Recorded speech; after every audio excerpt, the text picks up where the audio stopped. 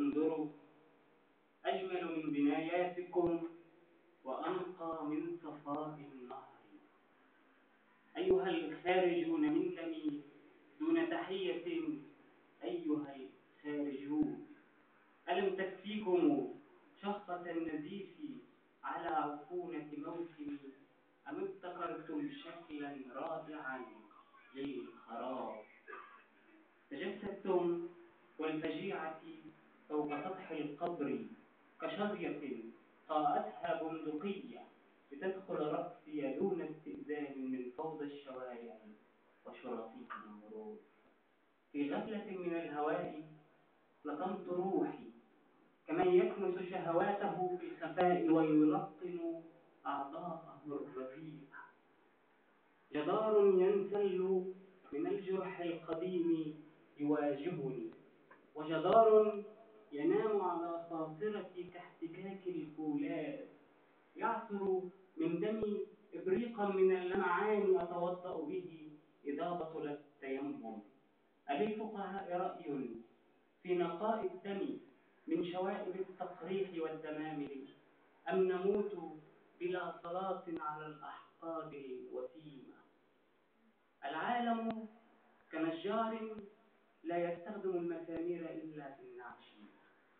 العالم كنجار لا يستخدم المسامير إلا في النعش. كفأر يجرجر الحلم من بيته إلى بالوعة الوقت مكتفيا بتخريبه. كقبر كبير كبير كبير يضيق يضيق يضيق. ياه، هذا قبري، انظروا، جميلا، أجمل من بناياتكم وأنقى من صفاء النهر. تحت قبور خربة لوثتها نظرات الموتى بالاحتقان، وحاجتها النيران من جوانبها كنا نعيش. البنايات قبور ندفنها قبل الموت بغية النوم الجميل، النوم العليل. السيارات قبور متحركة من عوادمها نخرج تنقلنا بين قبرين متفائلين بالطلاء المر، فيتساقط لحضورنا الطلاء. الأوراق في بطنها المستديرة كذبا ندفن الأمنيات، خيفة أن تواجهنا بألف سؤال وحقيقة واحدة لا تقال. الحبيبات فيهن ندفن كلاما ناعما وثرثرة كحرير الماء على النار. المدارس، الجامعات، الوظيفة، الأحذية، النظارات، الملابس الخوذات، حتى الكتب القديمة عجزنا استرداد من دفنوا بين صفحاتها. قبري أجمل من بناياتكم وأنقى من صفاء النهر. من أجمل بناياتكم، من أنقى صفاء النهر. أجمل، أنقى، أنقى. لي الذهاب من المجيء أو المجيء من الذهاب. لا، لم أكن قبرا ليحصل فوق أعضاء العويل. لي أن أحزم أمنياتي بالكتابة والنشيد.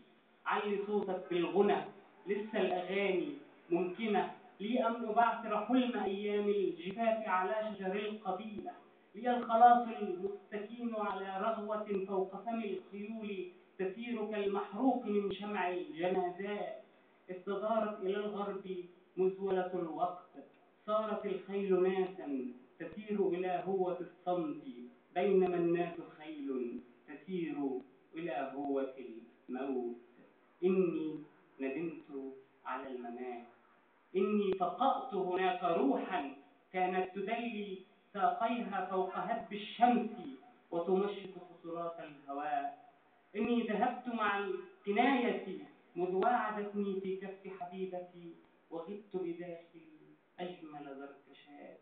إني أرسم الآن صورة لأحلى وفاة. يكفيني أن تهطل أعضائي عند الجد، أو تلقون يومي كالجنين راقدا في كف حبيبتي كما كنت طاهرا في الحياة. ستعيش ثانية، اعلم أنك ستعيش ثانية إلى الأبد. آخر طقوس التحنيط وآخر ما سمعت من الكلام وانصرفوا.